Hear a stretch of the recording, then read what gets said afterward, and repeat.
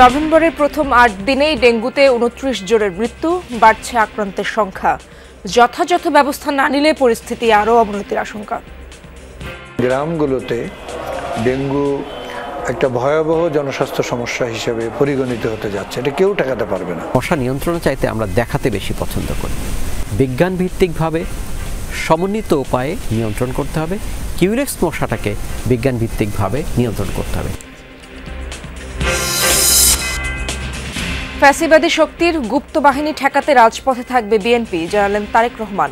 Note of ডিসেন্টের মাধ্যমে ঐকমত্যে পৌঁছানোই সভ্য গণতান্ত্রিক পথ।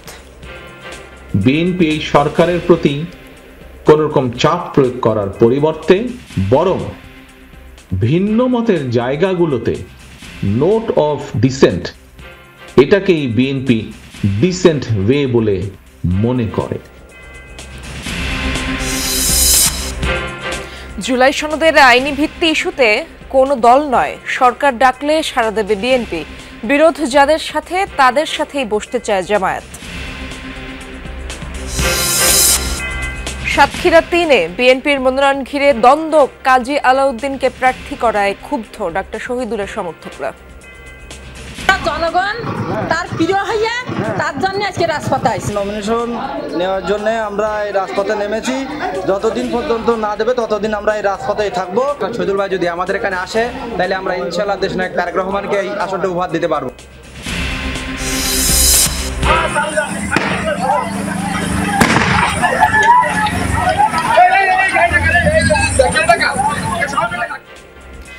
রাজধানীর মোহাম্মদপুর বেড়িবাঁধ এলাকার একটি গ্যারেজে অগ্নিকাণ্ড, পুড়ে গেছে ৩টি গাড়ি।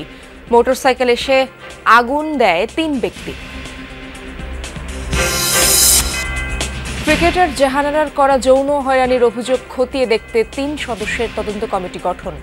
১৫ কর্মদিবসের মধ্যে দিতে হবে প্রতিবেদন।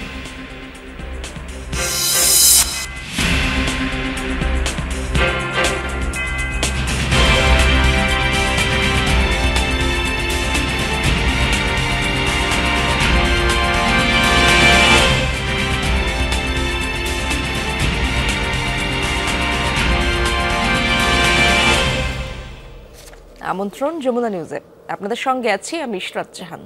এতক্ষণ শিরোনামগুলো দেখছিলেন।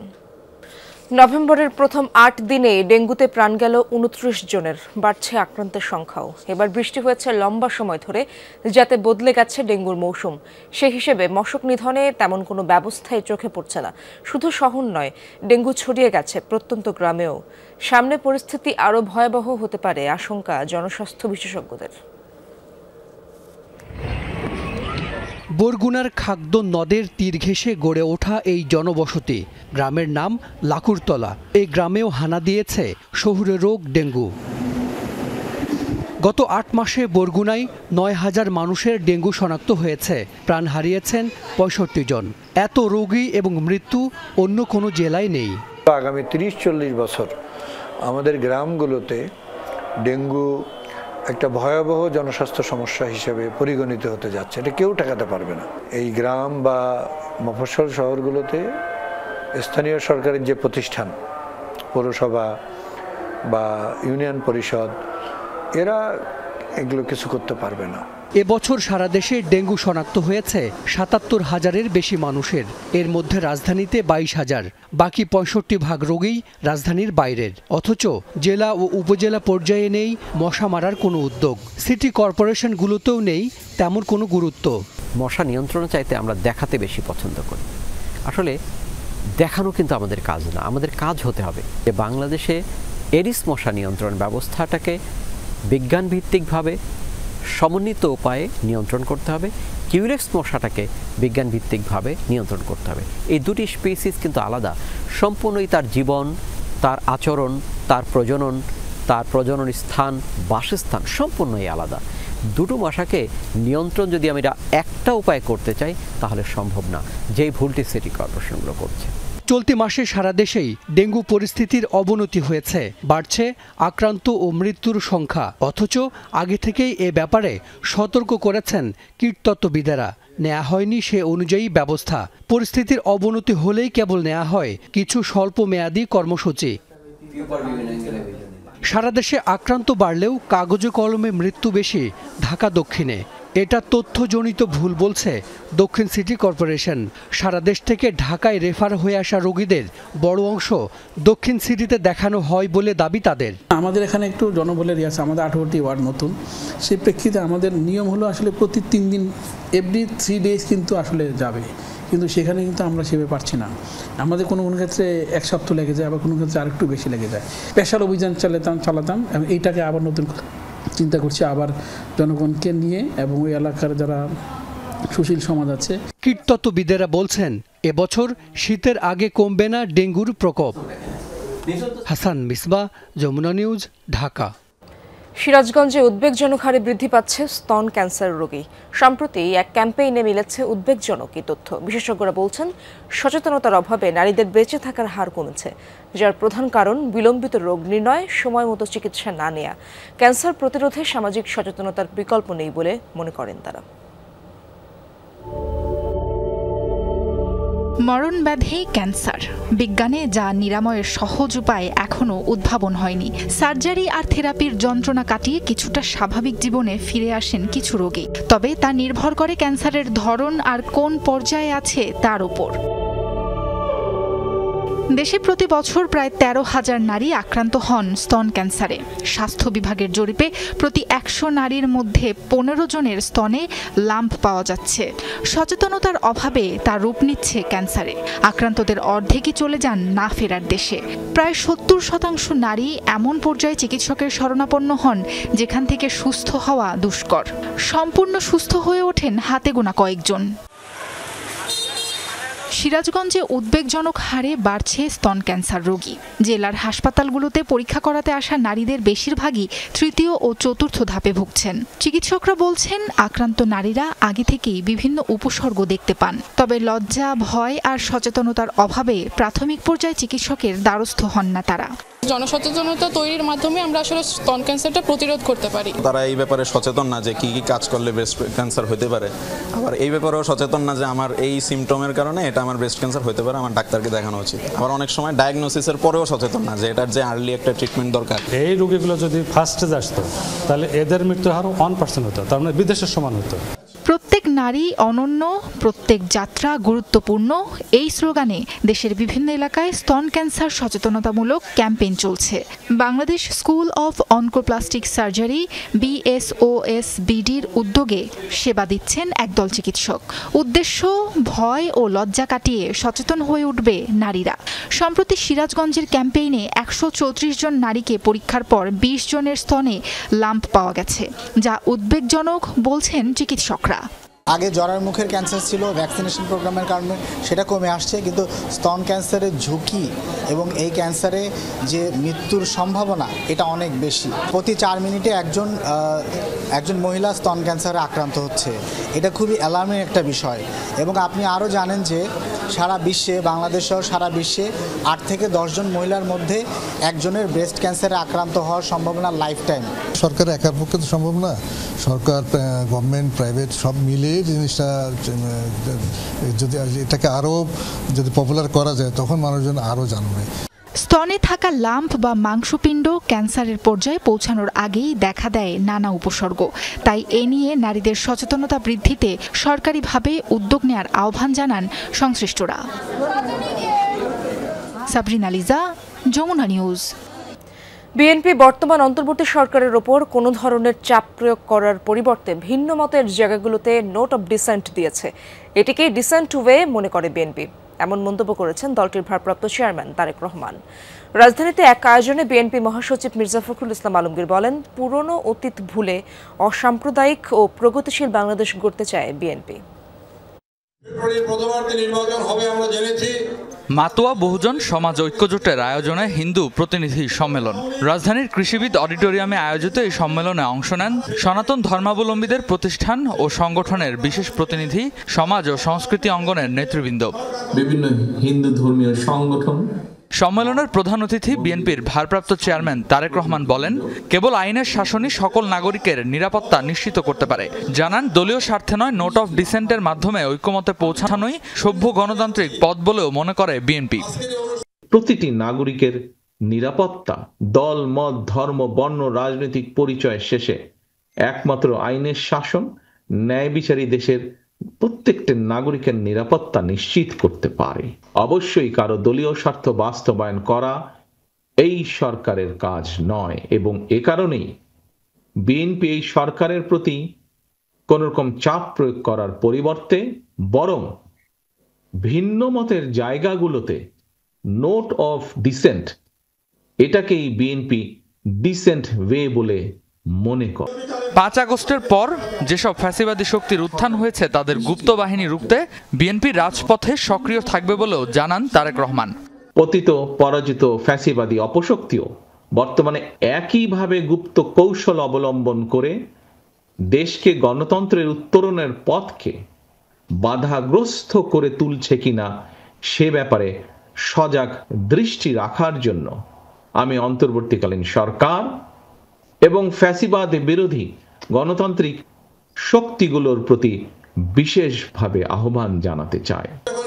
আয়োজনে বিশেষ অতিথি বিএনপি মহাসচিব মির্জা ফখরুল ইসলাম আলমগীর অতীত ভুলে অসাম্প্রদায়িক প্রগতিশীল বাংলাদেশ গড়ার প্রত্যয় জানান। বলেন, সংখ্যালঘু সুরক্ষা আইন সহ যেসব দাবি ছিল তা বাস্তবায়নে বিএনপি প্রতিশ্রুতিবদ্ধ। আমাদের যত তিক্ততা আছে সবকিছু বলে গিয়ে একটা সত্যিকার অর্থেই অসাম্প্রদায়িক প্রগতিশীল এবং গণতান্ত্রিক বাংলাদেশ, সমৃদ্ধ বাংলাদেশ গড়ে তুলতে চায়। এই সম্মেলন ধর্মীয় সম্প্রীতি ও সামাজিক ঐক্যের নতুন দিগন্ত উন্মোচন করেছে বলে মন্তব্য করেন বিএনপি নেতারা। পিছিয়ে পড়া মানুষগুলোকে তারা যাতে রাষ্ট্রের রাজনীতিতে, অর্থনীতিতে এবং সমাজে সমানভাবে অংশগ্রহণ করতে পারে। নতুন করে গণতান্ত্রিক প্রক্রিয়ায় একটি সুষ্ঠু ও নিরপেক্ষ নির্বাচনের মাধ্যমে আবার গড়ে তুলি বাংলাদেশের মানুষ সুখী ও সমৃদ্ধশালী হোক। হিন্দু প্রতিনিধি সম্মেলনের মাধ্যমে সংখ্যালঘু জনগোষ্ঠীর অধিকার, নিরাপত্তা ও রাজনৈতিক অংশগ্রহণের বিষয়গুলো নতুন করে রাজনৈতিক আলোচনায় উঠে এসেছে, যা আগামী নির্বাচনের গুরুত্বপূর্ণ প্রভাব ফেলবে বলে মত সংশ্লিষ্টদের। বাংলাদেশ জিন্দাবাদ, বাংলাদেশ। রেদওয়ান আহমেদ, যমুনা নিউজ, ঢাকা।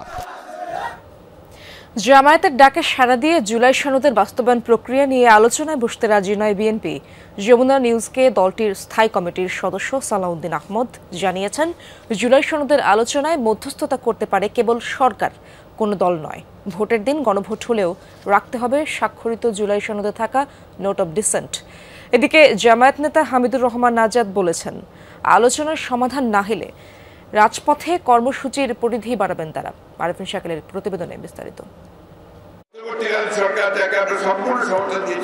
বৃহস্পতিবার রাতে বিএনপি মহাসচিব মির্জা ফখরুল ইসলাম আলমগীরকে টেলিফোন করে জুলাই সনদের আইনি ভিত্তি নিয়ে আলোচনায় বসার প্রস্তাব দেন জামাতের নায়েবে আমির আব্দুল্লাহ মোহাম্মদ তাহের। সেই রাতে এ নিয়ে বিস্তর আলোচনা হয় বিএনপির স্থায়ী কমিটিতে। বৈঠক শেষে বিজ্ঞপ্তিতে বিএনপি জানায়, স্বাক্ষরিত জুলাই সনদ সংবিধান ও প্রচলিত আইন অনুযায়ী বাস্তবায়নে তাদের দল অঙ্গীকারবদ্ধ। আলোচনায় বসার প্রস্তাবের পাশাপাশি রাজপথেও কর্মসূচি চালিয়ে যাচ্ছে জামাত জোট, যা ভালোভাবে নেয়নি বিএনপি। দলটি মনে করে ফেব্রুয়ারি নির্বাচনকেই বিলম্বিত করে ভোটের মাঠে নিজেদের শক্তিশালী করার কৌশলী পথে হাঁটছে জামাত জোট। সেই কৌশলে সরকারের ইন্ধন থাকার অভিযোগ তুলেছে বিএনপি। যদি আমাদের সাথে কোনো বিষয়ে আলাপ আলোচনা করতেই হয়, সেটা সরকার উদ্যোগ নিলে আমরা সরকারের সাথে বসে কথা বলতে পারি, কিন্তু এই দায়িত্বটা কি কোনো রাজনৈতিক দল পালন করতে পারে? কোনো নির্ধারিত বিষয়ে যেটা তাদের দায়িত্বের মধ্যে পড়ে না, সেটা সরকার যদি তাদেরকে আহ্বানও জানায়, আমরা মনে করি সেটা সঠিক নয়। দুটাই হয়, সরকারও ডাকবে, ইন্টার পার্টি ডায়লগও হইতে পারে। মান্নান জলিল ডায়লগ যেটা হয়েছে, এটা কোনো সরকার করে না, হয়তো মধ্যস্থতাকারী একজন ছিল, এটা হইতে পারে, মধ্যস্থতা ছাড়াও হইতে পারে। এই জন্য আমার মনে হয় এটা প্রকাশ্যও হইতে পারে অথবা আনঅফিসিয়ালি আন্ডারস্ট্যান্ডিং ভিত্তিতে হইতে পারে। যেই প্রক্রিয়া আমরা কমফর্ট ফিল করে আমরা আলোচনায় চেয়েছি।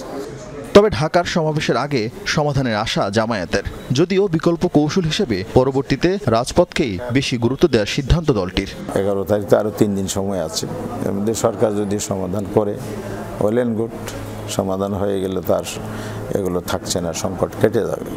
আর যদি সংকট না কাটে তাহলে আমরা জনগণের সাথে আরও সম্পৃক্ত হয়ে গ্রেটার মুভমেন্টে যাব। সারা বাংলাদেশে নির্বাচনে আবহ সৃষ্টি হয়েছে, আমরা এর মধ্য দিয়ে খুব দ্রুত জাতীয় সংসদ নির্বাচনের দিকে এগিয়ে যাব।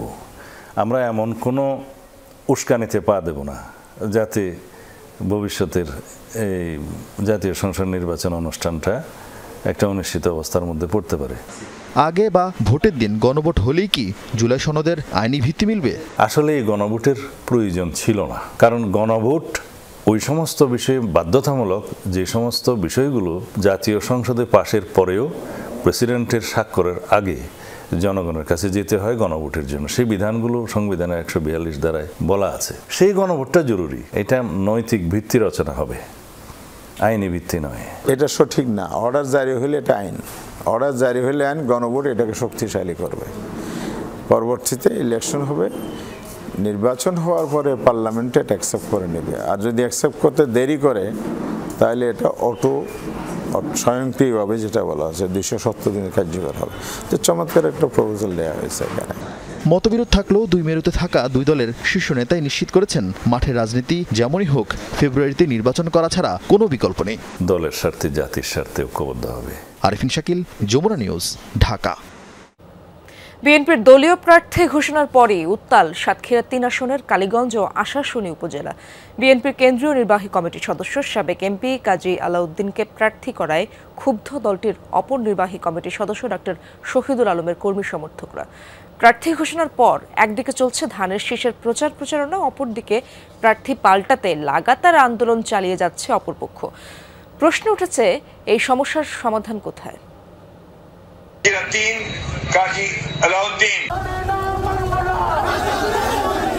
গেল 3 নভেম্বর বিএনপি প্রার্থী ঘোষণার পর রাতেই সাতক্ষীরা 3 আসনের নলতায় শুরু হয় বিক্ষোভ। পরদিন নলতা ও কালীগঞ্জ সদরে সকাল থেকে সন্ধ্যা সড়কে চলে বিক্ষোভ। একটাই দাবি, ডাক্তার শহীদুল আলমের মনোনয়ন। ডাক্তার শহীদুল ভাই যদি আমাদের এখানে আসে তাহলে আমরা ইনশাআল্লাহ দেশনায়ক তারেক রহমানকে এই আসনটা উপহার দিতে পারবো। তার নমিনেশন নেওয়ার জন্য আমরা এই রাজপথে নেমেছি। যতদিন পর্যন্ত না দেবে ততদিন আমরা এই রাজপথেই থাকবো। আমরা জনগণ তার প্রিয় হইয়া তার জন্য আজকে রাজপথে আইছি। প্রার্থী বদলাতে বিক্ষোভ, মানববন্ধন, কালো পতাকা মিছিল সহ লাগাতার কর্মসূচি পালন করছে এক পক্ষ। দাবি পূরণ না করা পর্যন্ত আন্দোলন চালিয়ে যাওয়ার ঘোষণা দিয়েছেন ডাক্তার শহীদুল আলমের অনুসারীরা। সবশেষ গণপদত্যাগ কর্মসূচিরও ঘোষণা রয়েছে তাদের। এই অঞ্চলের গণমানুষের জননেতা, যার হাতে ধানের শীষ প্রতীক দিয়ে জয়যুক্ত হবেন, তিনি হচ্ছেন ডাক্তার শহীদুল আলম। সুস্থ তদন্তের মাধ্যমে ডাক্তার শহীদুল আলম এখানে মনোনয়ন পাবেন। সেক্ষেত্রে যদি আমরা না পাই, আমাদের যে পূর্ব কর্মসূচি সেই হিসেবে হয়তো আমরা গণহারে পদত্যাগ করতে পারি। 6 নভেম্বর ছিল দুপক্ষের পাল্টাপাল্টি কর্মসূচি। এক পাশে কালো পতাকা নিয়ে বিক্ষোভ, অন্য পাশে ধানের শীষকে বিজয়ী করতে গণমিছিল। এতে দেখা দেয় উত্তেজনা, মাঝখানে অবস্থান নেয় পুলিশ। মনোনয়ন প্রাপ্ত ও মনোনয়ন বঞ্চিত দুই হেভিওয়েট নেতার কাছে প্রশ্ন ছিল, এই পরিস্থিতির সমাধান কি? ভাই ডক্টর শহীদুল আলম সাহেব নির্বাহী কমিটির সদস্য, আমি প্রাক্তন এমপি, আবার জাতীয় নির্বাহী কমিটির সদস্য। আমাদের সাথে সম্পর্ক খুবই ভালো। বিচ্ছিন্নভাবে কিছু কর্মী না বুঝে রাজনৈতিক ব্যাপারে তাদের জ্ঞানের অভাবের কারণে হয়তো বিচ্ছিন্ন কিছু করেছে, এটা আর করবে না আশা করি।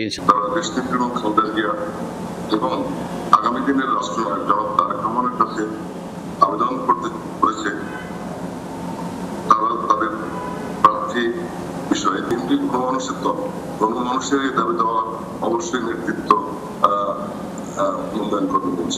দুপক্ষের উত্তেজনাকর পরিস্থিতিতে বাড়ছে উদ্বেগ, উৎকণ্ঠা। আসছে নির্বাচনে পড়তে পারে প্রভাব।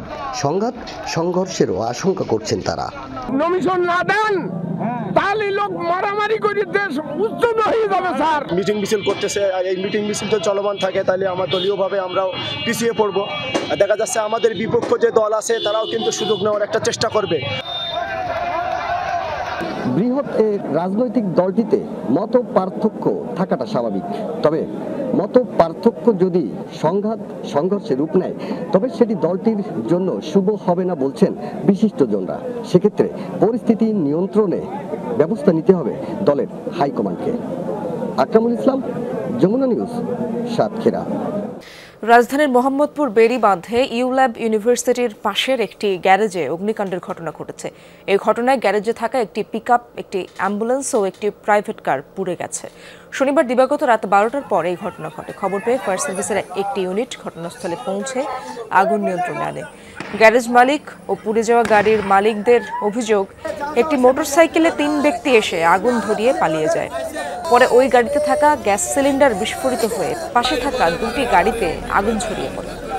এই ঘটনায় 10 লাখ টাকার মতো ক্ষতি হয়েছে বলে দাবি গ্যারেজ মালিকের। তবে এই ঘটনায় কেউ হতাহত হয়নি।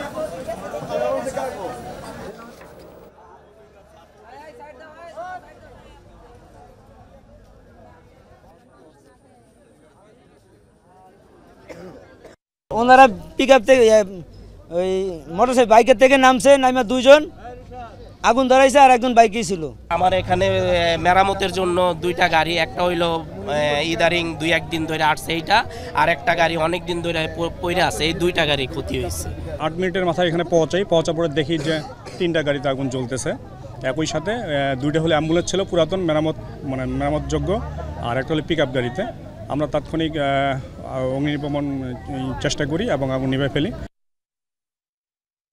জাতীয় নারী দলের ক্রিকেটার জাহানারা আলমের আনা যৌন হয়রানির অভিযোগ খতিয়ে দেখতে 3 সদস্যের তদন্ত কমিটি গঠন করেছে বিসিবি। 15 কর্মদিবসের মধ্যে তদন্ত প্রতিবেদন ও সুপারিশ জমা দেবে এই কমিটি। এই 3 সদস্যের কমিটির কনভেনর হিসেবে আছেন বাংলাদেশ সুপ্রিম কোর্টের আপিল বিভাগের সাবেক বিচারপতি তারিকুল হাকিম। সদস্য হিসেবে আছেন বিসিবির পরিচালক রুবাবা দৌলা এবং বাংলাদেশ নারী ক্রীড়া সমিতির সভাপতি ও সুপ্রিম কোর্টের senior advocate barrister Sarwat Siraj Shukla.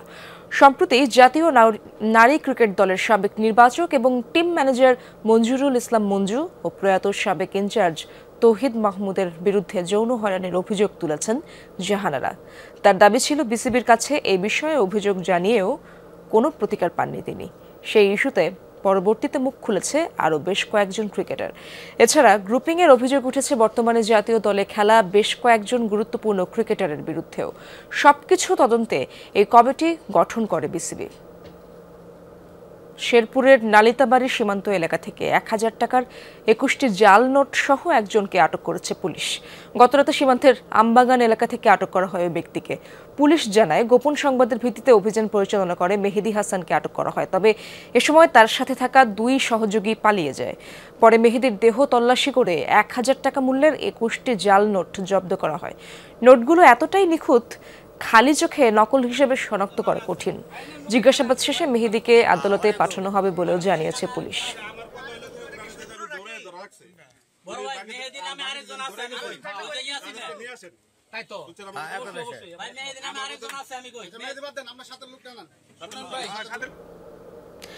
আতঙ্কের জনপদ হয়ে উঠেছে কুষ্টিয়া কুমারখালীর কালুয়া গ্রাম।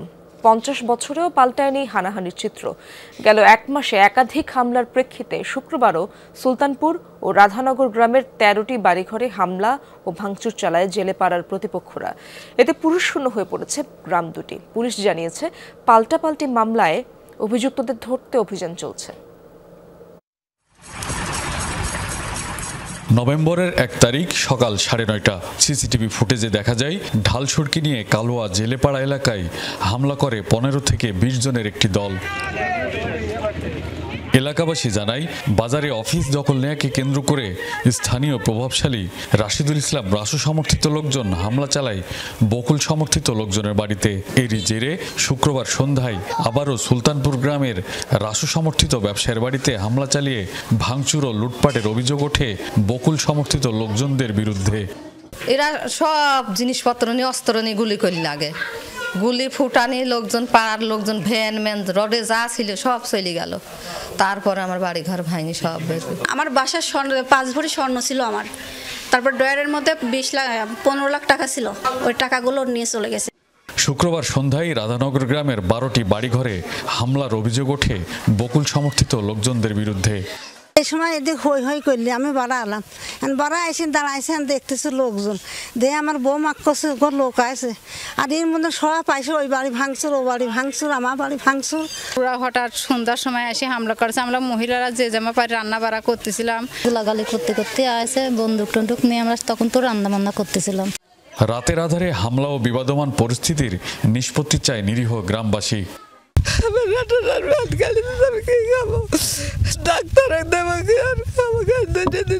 আমরা গরিব মানুষ, আমরা পাট খাটা লোক, যাতে শান্ত সৃষ্টিভাবে আমরা থাকতে পারি, আমরা ঘুমাতে পারি, জীবিত লোক কর্ম করি খাতে পারি। গ্রামগুলোতে একাধিকবার পুলিশের অভিযান হলেও ধরাছোঁয়ার বাইরে মূল অভিযুক্তরা সহ জড়িত সন্ত্রাসীরা। গোয়েন্দা তথ্য সংগ্রহ করে আমরা কিছু কিছু ক্ষেত্রে স্পেসিফিক অভিযান পরিচালনা করে অপরাধীদেরকে গ্রেপ্তারের আওতায় নিয়ে আসছি। শহরকেন্দ্রিক বিশেষ অভিযান পরিচালনা করছি ইতিমধ্যেই। এই গ্রামে দ্বন্দ্বের মূল কারণ নদীপথে প্রভাব বিস্তার এবং রাজনৈতিক পট পরিবর্তন, যে কারণে পাল্টাপাল্টি হামলায় রাতের ঘুম হারাম হয়েছে এই এলাকার সাধারণ মানুষদের। এই বিষয়গুলো নিয়ে একের পর এক গোলাগুলি হামলার ঘটনায় এখন পর্যন্ত কোনো সমাধানে আসতে পারেনি রাজনৈতিক নেতৃবৃন্দ সহ প্রশাসনের কর্মকর্তারা। সাধারণ মানুষ চাচ্ছেন নিরাপদে নির্বিঘ্নে রাত্রি যাপন করতে। রুহুল আমিন বাবু, যমুনা নিউজ, কুষ্টিয়া। গোপালগঞ্জ মেডিকেল কলেজে চিকিৎসক সংকটের কারণে ভোগান্তিতে পড়েছেন স্থানীয়রা। 2023 সালে চালু হওয়া হাসপাতালটিতে 18টি বিভাগ চালুর কথা থাকলেও মাত্র 3টি ওয়ার্ড দিয়ে কোনো মতে চলছে কার্যক্রম। বিশেষজ্ঞ চিকিৎসকের জায়গায় সেবা দিচ্ছেন মেডিকেল অফিসাররা। এছাড়া অব্যবস্থাপনা ও অপরিচ্ছন্নতা সহ রয়েছে নানা সমস্যার অভিযোগ। এসব বিষয়ে সংশ্লিষ্ট দপ্তরে কয়েক দফায় যোগাযোগ করা হয়েছে বলে জানিয়েছে হাসপাতাল কর্তৃপক্ষ। প্রায় 5 লাখ মানুষের স্বাস্থ্যসেবার ভরসাস্থল গোপালগঞ্জ মেডিকেল কলেজ হাসপাতাল। কাঙ্ক্ষিত সেবার আশায় স্থানীয়দের এমন দীর্ঘ লাইন প্রতিদিনকার চিত্র। তবে চিকিৎসক আর বিভাগ সংকটে কার্যক্রম চলছে ধুকে ধুকে। 2023 সালে প্রথম বহির্বিভাগের মধ্য দিয়ে চালু হয় হাসপাতালটি। পরের বছর 18টি বিভাগের মধ্যে মেডিসিন, শিশু এবং গাইনি ওয়ার্ড দিয়ে শুরু হয় ইনডোর কার্যক্রম।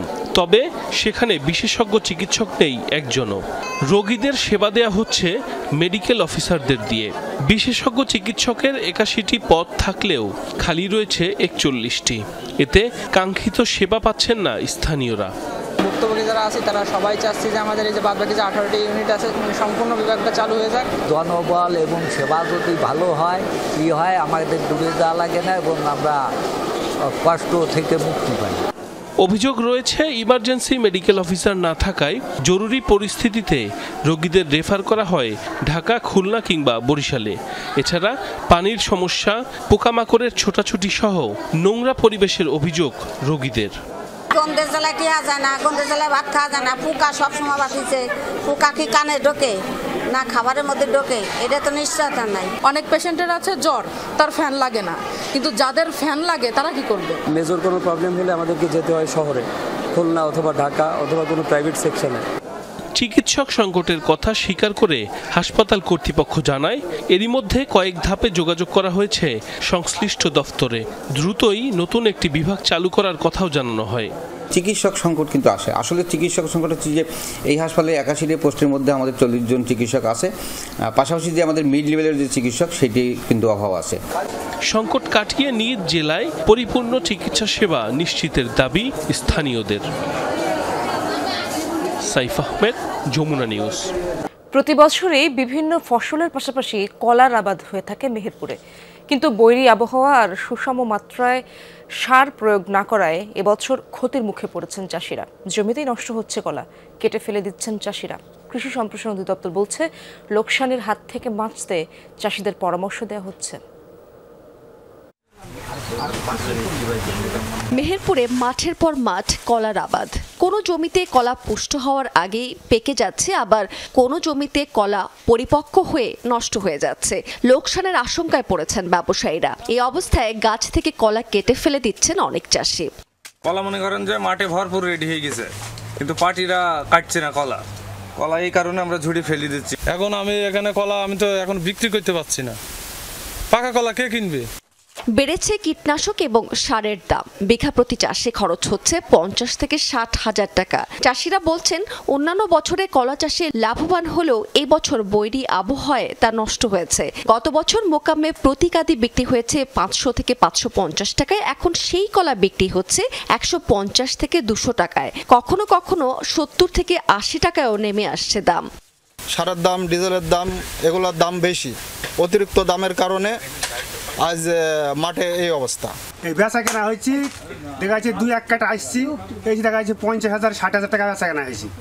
এইতে তো আমাদের পয়সা করে থাকবে। ব্যবসায়ীরা বলছে এমনি দিল নেওয়া যাবে না, গাড়িতে তো কলাটা তাদেরও তো কিছু করার নেই, কলা তো গাড়িতে যাই যদি গলি যাবে, ব্যবসায়ী বা কি করবে আর আমরা বা কি করবো। রাজধানী সহ বিভিন্ন মোকামে অপরিপক্ক কলার কোনো চাহিদা নেই। বেশি দাম দিয়ে কলা কিনে এখন কম দামে বিক্রি করায় লোকসানের মুখে পড়ছেন পাইকাররাও।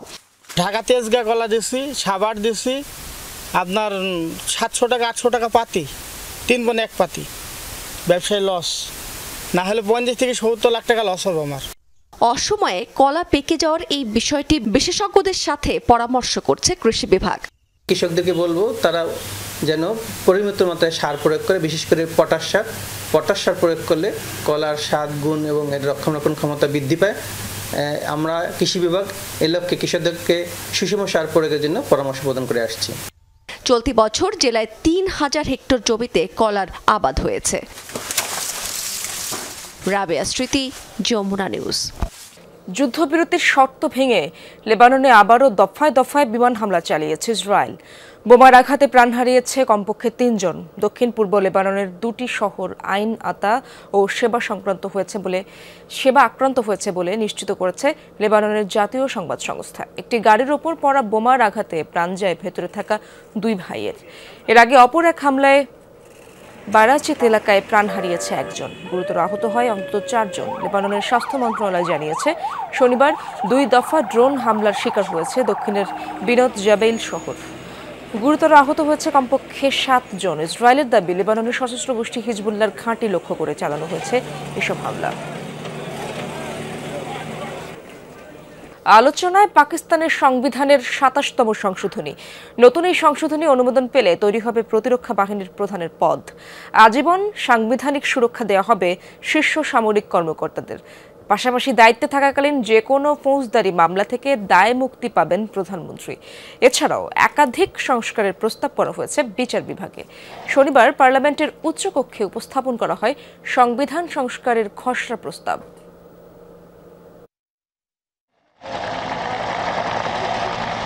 মে মাসের ভারত পাকিস্তান সংঘাত শেষে ফিল্ড মার্শাল উপাধি দেওয়া হয়েছিল পাকিস্তানের সেনাপ্রধান আসিম মুনিরকে। এবারে চিফ অব আর্মি স্টাফকে সাংবিধানিকভাবে প্রতিরক্ষা বাহিনীর প্রধান করার তোড়জোড় শুরু করেছে শেহবাজ শরীফের সরকার।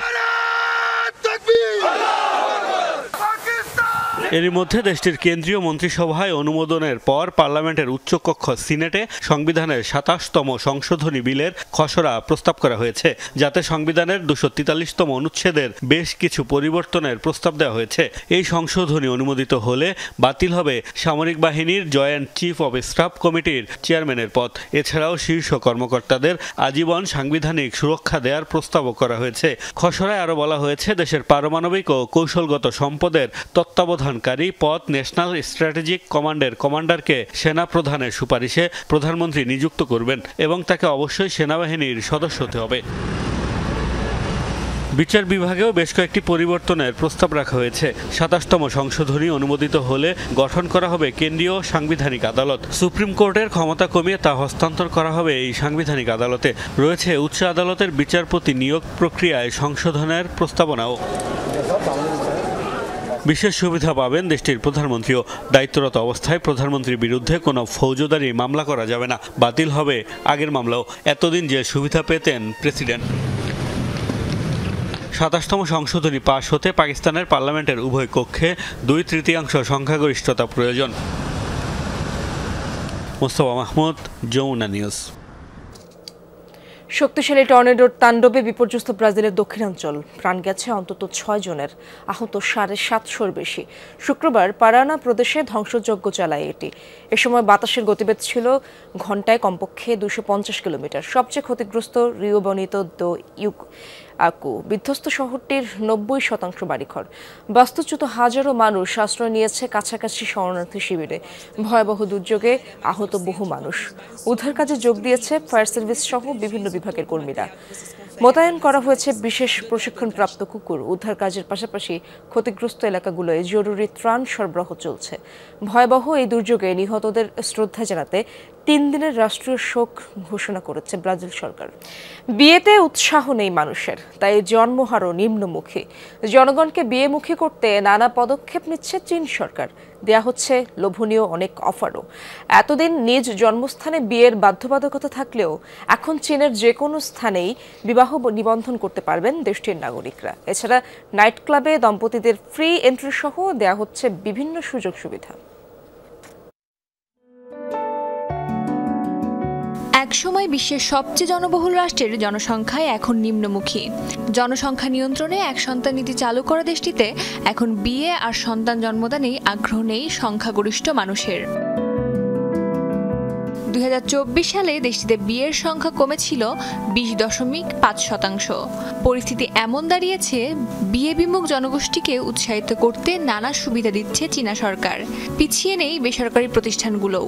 মন্দিরগুলোতে থাকছে নানা থিমে বিয়ের পিড়িতে বসার সুযোগ। কেউ বা নিউ কাপলদের দিচ্ছে নাইট ক্লাবে ফ্রি এন্ট্রি। এটি সত্যিই সুবিধাজনক, কারণ এটি আমাদের বিবাহ নিবন্ধনের জন্য প্রয়োজনীয় কাগজপত্র এবং অন্যান্য জিনিসপত্র সংগ্রহের প্রক্রিয়াটিকে সহজ করেছে। একই সাথে বিয়ের আইনগত প্রক্রিয়াও সহজ করেছে চীন। এতদিন শুধু নিজেদের হোম টাউনেই বিয়ের রেজিস্ট্রেশন করতে পারতেন নবদম্পতিরা। এখন যে কোনো জায়গাতেই রেজিস্ট্রেশন করতে পারছেন তারা। এর সুফলও পেতে শুরু করেছে দেশটি। পর্যটন কেন্দ্র থেকে শুরু করে পাতাল ট্রেন, সব জায়গাতেই গড়ে উঠেছে বিবাহ নিবন্ধন অফিস। এসব উদ্যোগ 1 দশকেরও বেশি সময় ধরে জন্মহারের নিম্নমুখী প্রবণতা থামাতে ভূমিকা রাখবে বলে আশাবাদী চীনের বিশেষজ্ঞরা। অস্মিতা বিশ্বাস, যমুনা নিউজ।